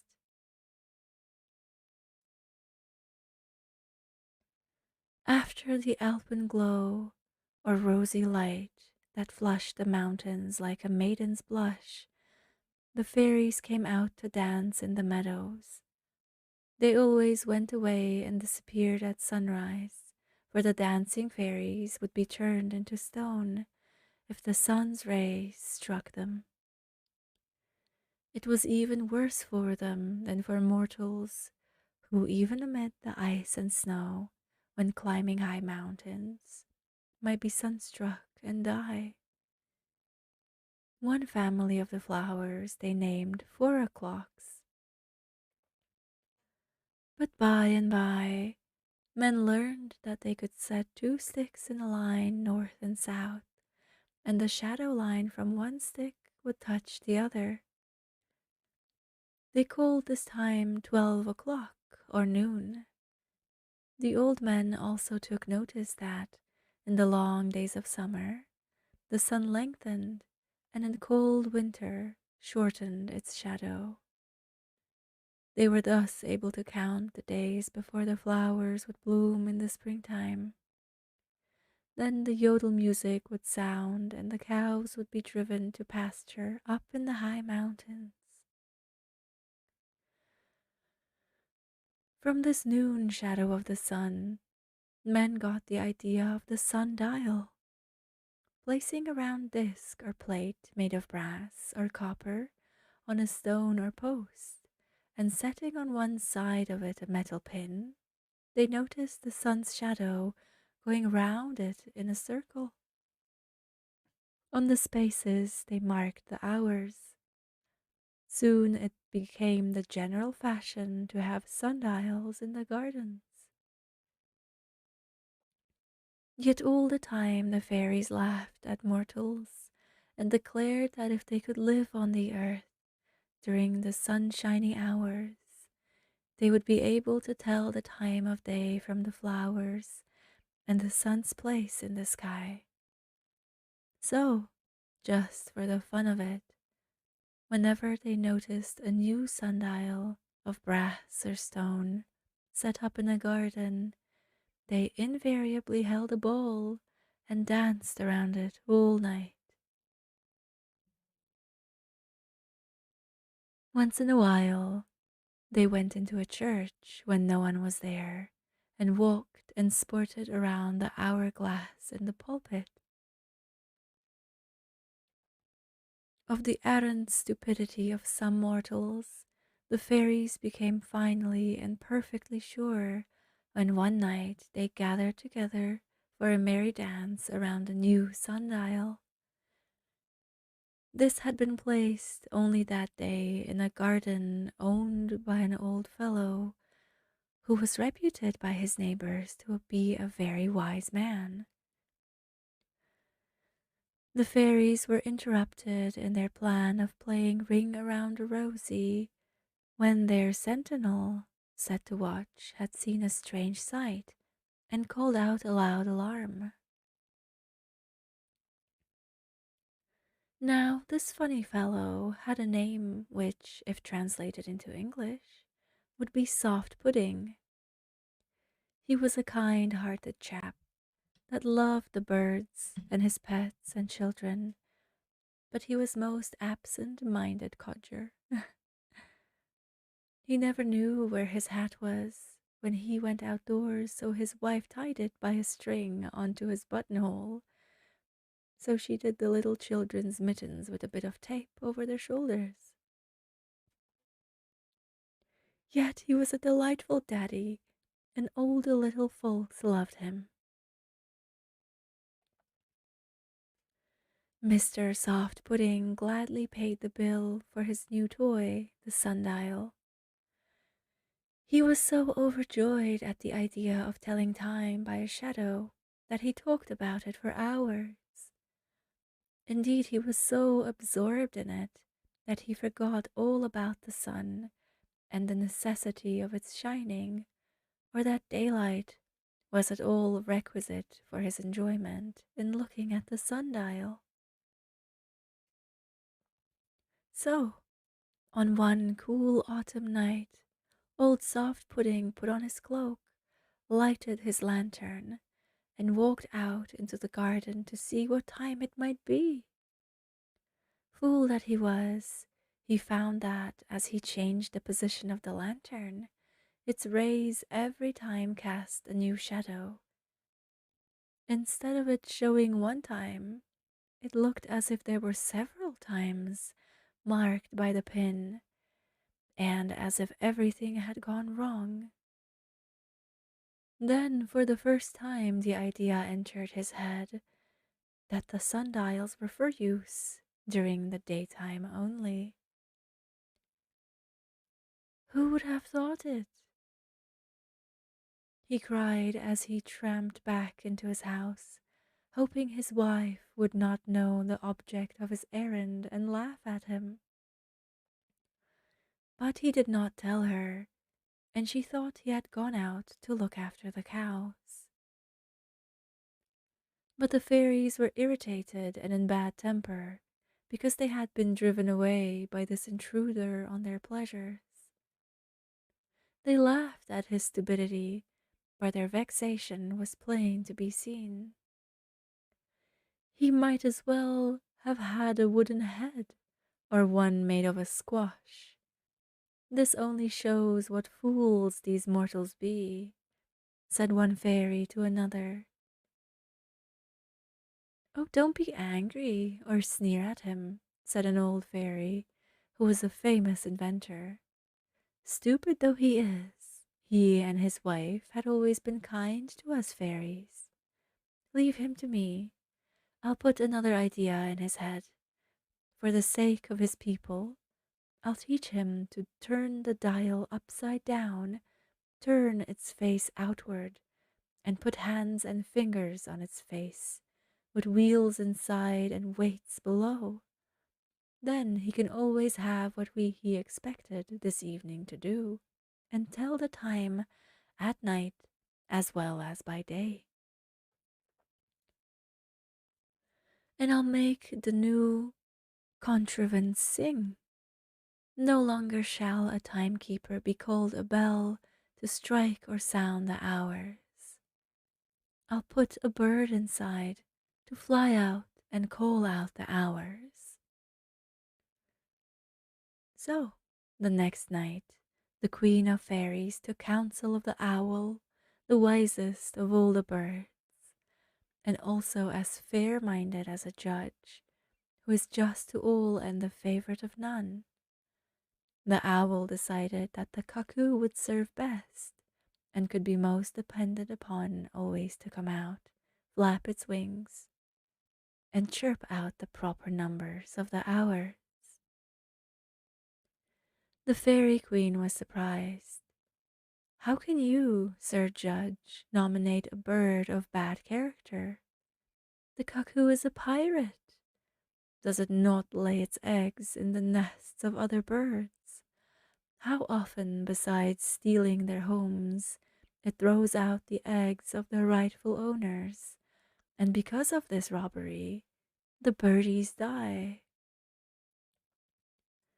True, I have considered this, said the owl, but the cuckoo is a summer bird that eats up the hairy caterpillars which other birds will not touch. In this manner, it helps the trees to grow and the fruit to ripen, so that men have a clean country for the fairies to play in. Besides, in the courting season, you know it is the male bird's love note that sounds so sweetly in April, May, and June, and the song cuckoo, cuckoo we all love to hear. The Queen of Fairies pondered this answer. She was impressed with the owl's wisdom, and besides, she wanted all the fairies to love each other, so she concluded to invite the male cuckoo bird to be her model for the new clock that was to make Switzerland wealthy and famous. Surely such clocks would be wanted all over the world. The land being rich in walnut trees, there was no trouble in getting plenty of wood, dark and handsome to be carved. So, appearing to old Soft Pudding in a dream, the Fairy Queen said to him, although we fairies all had a good laugh at you when we saw you coming out of your house at night with a lantern to tell the time at the sundial, thus breaking up our party, yet because you have always been so kind to the birds and loved our fairy folk and the children, I will show you how to make a new kind of clock. It will not only mark the hours on its face without the aid of the sun, but will send out a cuckoo every hour to flap its wings in delight. Then this wooden bird will call out cuckoo, cuckoo, as if a real one in feathers were making love to its mate. Do you not yourself think that the affection of the lover bird thus shown will increase mutual affection in your own house and brighten every Swiss home, and many more homes beyond the sea? I am sure it will. Thank you heartily, said Soft Pudding. Then the Fairy Queen held out before his gaze a lovely cuckoo clock made of black walnut, with hands and face fingers cut out of the wood of the white birch tree. When he woke up in the morning out of his sleep, Old Soft Pudding stretched out his hand to receive the gift, but it was daylight, and of course, the fairy was gone. It was common light of the sun, but he was very happy, even though he had only dreamed. He proceeded at once to turn his dream into reality by constructing the clock. Within a week, he had made the works. Then he set them inside a black walnut case with ivory figures on the dial. After several attempts, he succeeded with the wooden cuckoo that would come out, flap its wings, and chirp the number of hours and go inside the shut doors, while the clock face was marked the proper point. Then he brought his whole family one morning near the moment when the minute hand was approaching the proper dot on the disk.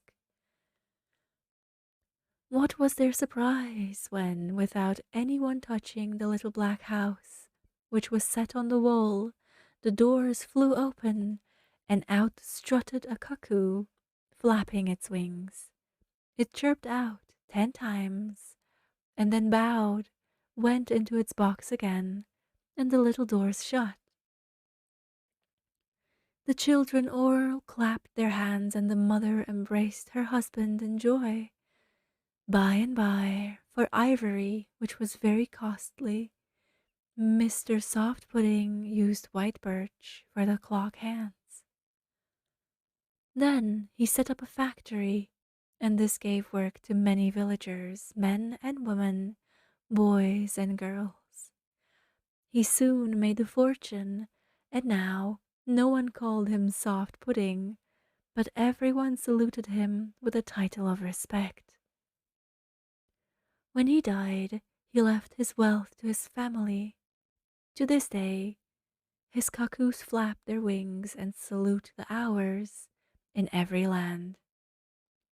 Because the wooden clock and birds were black, the time-telling cuckoo, which was sometimes hitched to a barometer or set in a toy to foretell the weather, was called the rain crow.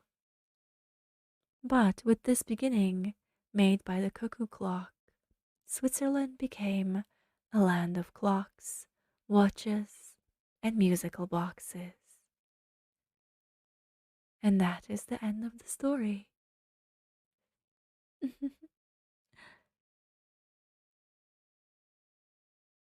Hello, Iro. Welcome in, welcome in. I'm happy to see that you made it.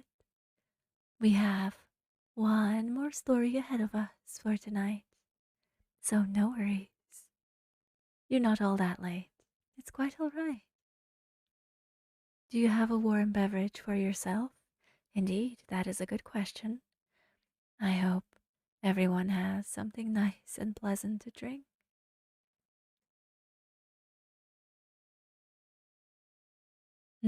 Thank you. Nando, I do more prefer an amber heart emote, but that shall be in wait for later. Morning, Nando. Hi. Also, Bard, what is up with the messages? Please do elaborate. I will take a little bit of a drink for myself, that's for sure.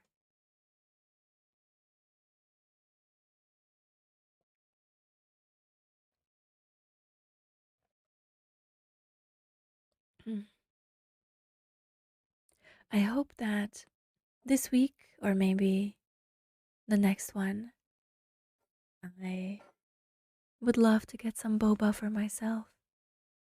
I certainly miss some good old warm, milky jasmine tea with tapioca in it. I might even consider going to an Asian grocery store. Maybe might pick up some tapioca to cook for myself. He had it coming. What do you mean?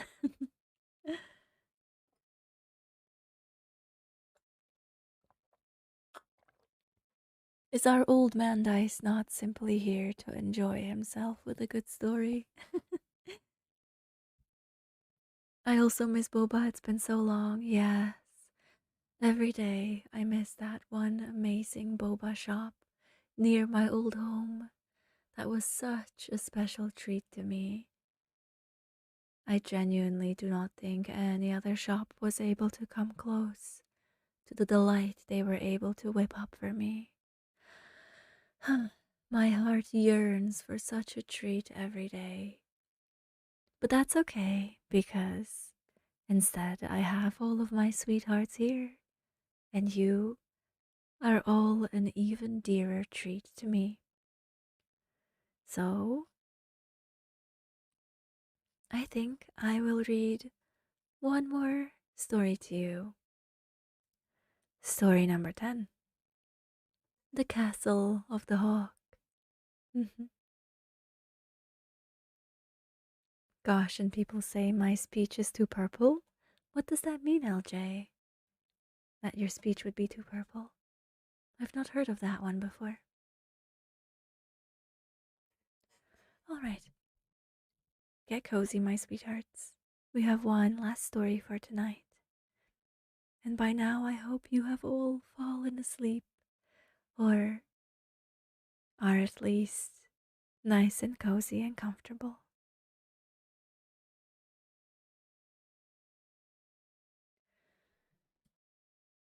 The Castle of the Hawk.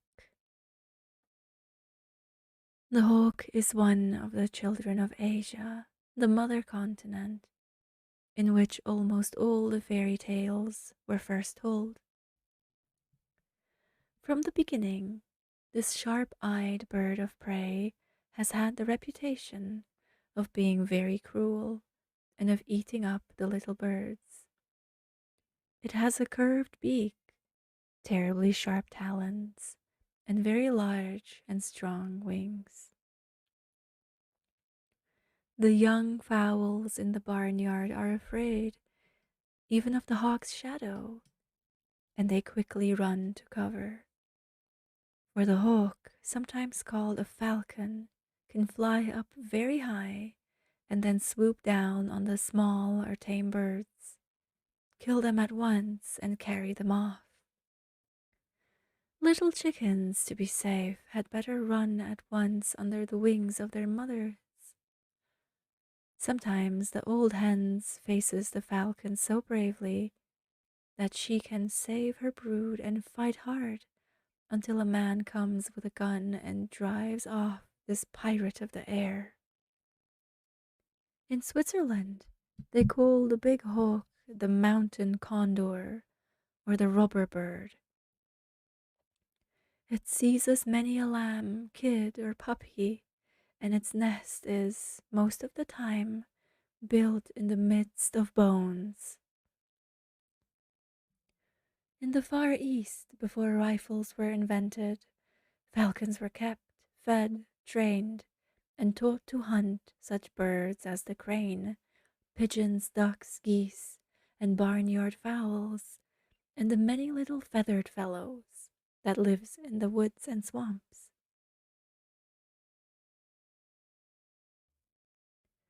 Men would go in among the rushes and the bushes and drive out from the covert both the smaller and larger birds. Out in the fields or on the hills, the falconer would be in waiting to let his trained birds fly at them with beak and talons. One man carried round his waist a wide hoop, kept a foot or so out from his body, and held by a strap from his shoulders. On this hoop were a half dozen or so trained falcons, with their eyes covered by little caps or hoods held down over their heads. As soon as a bird was seen, the hunter would take off the hood and let one of the trained falcons free. Flying straight up high in the air and swiftly descending, swooping down and striking the bird in the neck with its sharp beak, the falcons brought down the game to their masters until the hunting bags were full. Women as well as men loved the sport, and it was a jolly sight when a cavalcade of ladies and gentlemen, as they issued from the castle and all on horseback, went out for a hunt, while the gameskeeper with the falcons and bush beaters with the dogs followed. The men on foot carried a spear in case they should meet a bear or wild boar. On their return, the hunting party would have a feast in the castle. Now it was the belief in Asia that a good person after his death was born again in another world and became a still holier being or even an angel. But a bad person after his death, if he had been a talebearer or deceitful or told lies, would be changed into a snake. If he had been stupid, he might become a sheep or donkey or a mule. Or, if he or she had been too proud, each was reborn as a peacock, if cruel into a tiger or a hawk. There were many girls in Japan named Taka, which means a hawk, because of their bad temper or their cruelty to puppies or kittens. Sometimes, however, the name was a compliment, because they were quick and smart like falcons. Now, according to these ideas, there was a very hard-hearted man named Chicksha who beat his children. When angry, he threw dishes at his wife and cursed his servants. One day, when in a fit of bad temper, he fell dead. No one was sorry, and some were even glad. After this event, whenever people saw a falcon with terrible shining eyes and beak as sharp as two razors, and with claws and talons, like a steel meat hook, they said, "It must be Chicksha, come to life again."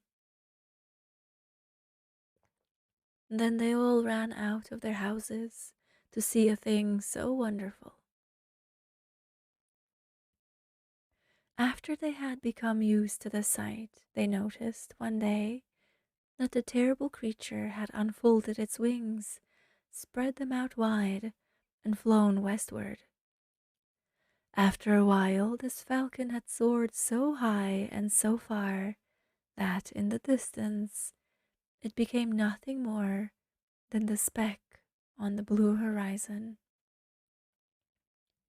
Then it disappeared behind mountains. At this, everybody clapped their hands with delight. In fact, some of the more pious went to the village shrine and gave thanks to great Buddha for ridding the neighborhood of such a pest. On wings, which seemed to be tireless, this bird of evil flew on and on, farther and farther away, until in a strange land it perched, tired and hungry, on a very high rock, beneath which was a lordly castle. In this stronghold lived a count and countess, in whose castle yard was a skilful gamekeeper, whose ring of falcons was the most noted in all the land. Flying down among the falcons, the soul of Chicksha, now a hunting bird, at once felt at home among these winged creatures that fed on the blood of their fellows.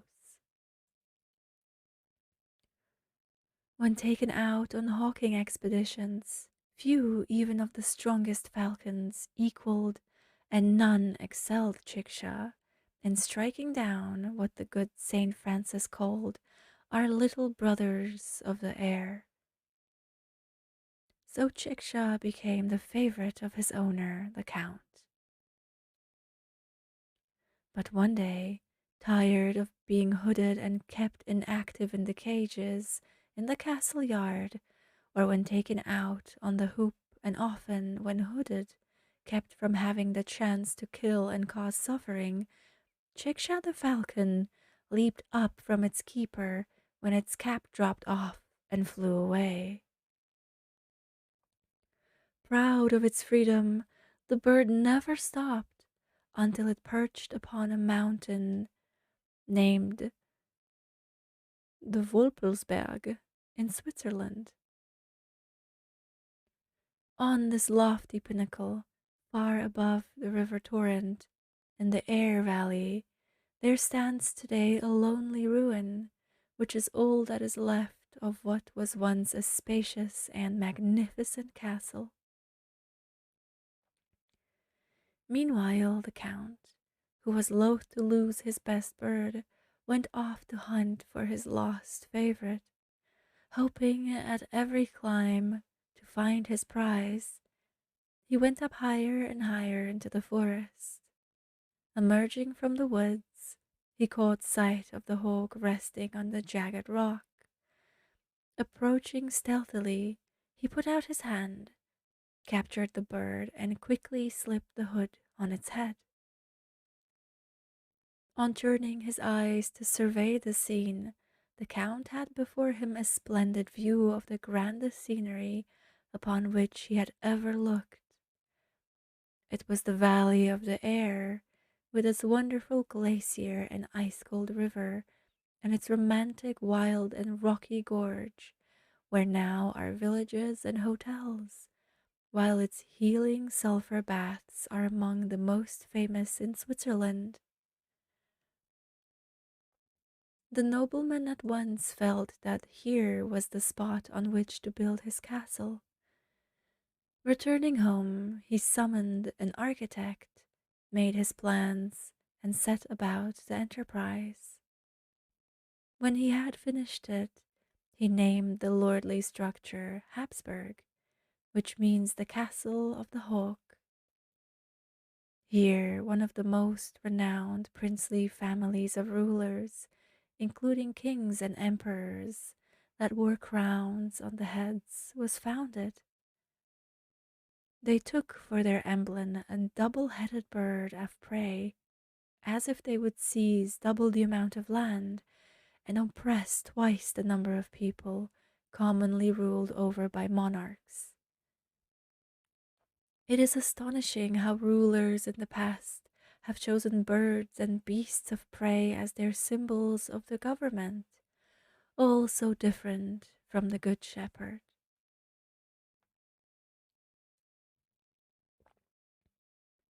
In the course of the centuries, this house of Hog Castle gained a great amount of power and spread their scepter over many countries than any other. Yet this was done more by marrying their daughters, princesses, to kings and princesses, than by victories in war. So this dynasty of rulers became famous for its matchmaking, in which the mothers and aunts had much to say. Now, when the time came that the young prince of the Hawk Castle house must seek a bride, he went into the country now called Belgium, and sought in marriage the hand of a lovely princess named Eleanor. Then the usual medieval custom was followed in regard to royal ladies who left their own land to marry the prince of another country and to live among strangers. In this case also, the prince, having been summoned to Rome on business that could not be put off, had first to be married by proxy. That is, one of his officers must make the journey to Belgium and take his place at the ceremony.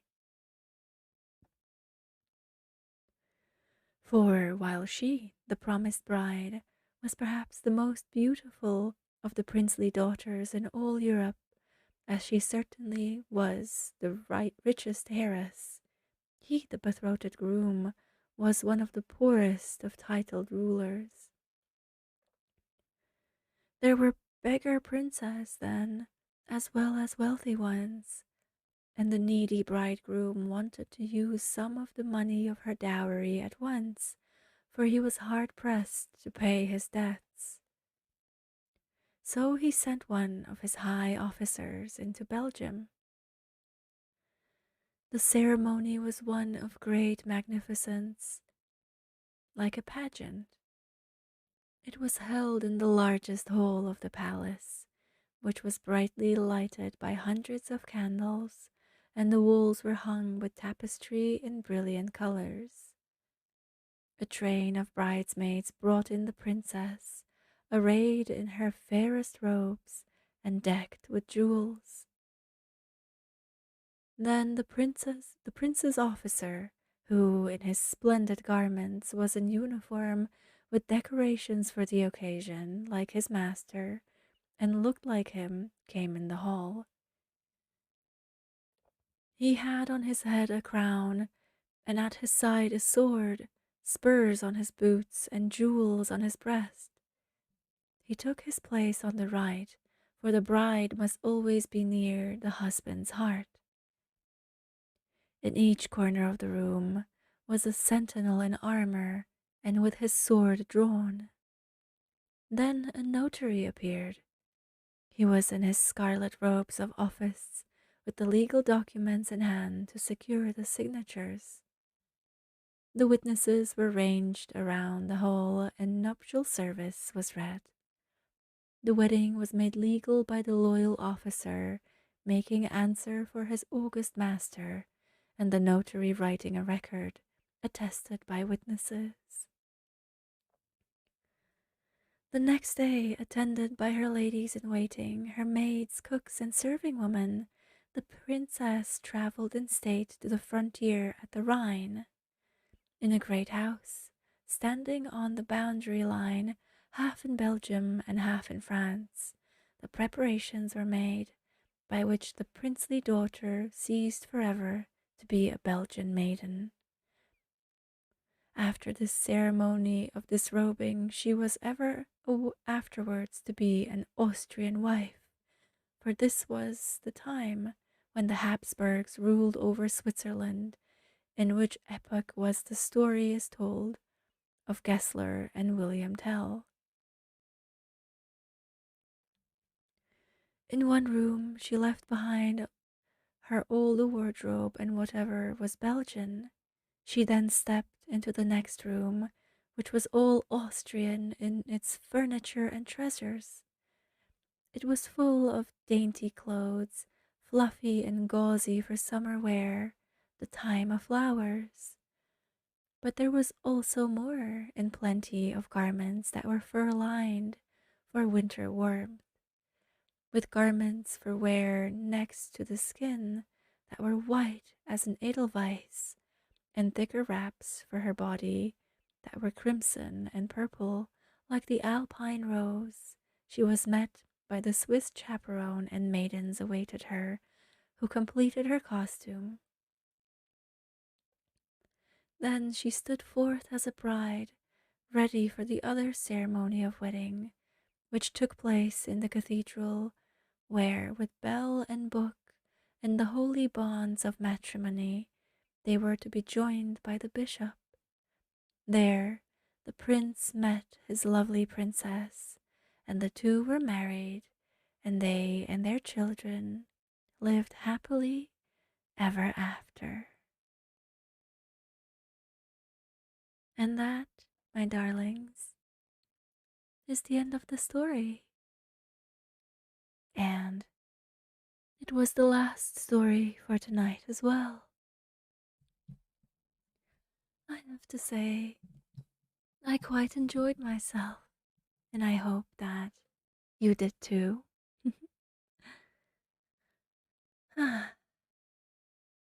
The evening has certainly grown late, and I hope that everyone is nice and comfortable.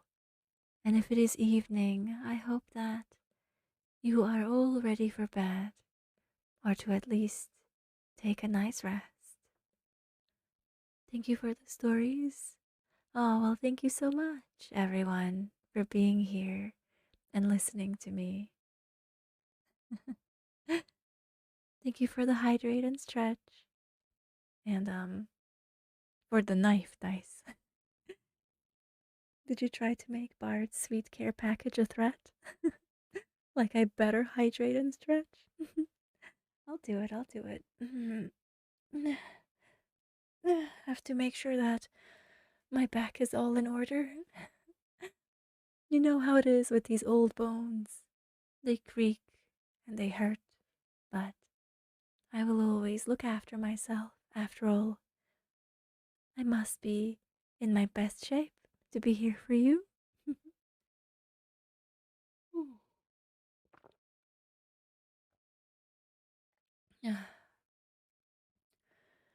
Some nice water has been had, so I am all hydrated. Bard, come on now. Was that really deserved? Especially if you come out with your own knife. What is it, my sweethearts? You two having a fun time over there? I bet. Well, in any case, I think that is all for tonight, my darlings. I am most delighted that you were able to accompany me and that we were able to have a lovely time together. Bard, you really coming out here and being a little menace. mm, Thank you very much for stopping by. And next time we'll be seeing each other on Friday. For the usual Friday evening chill stream.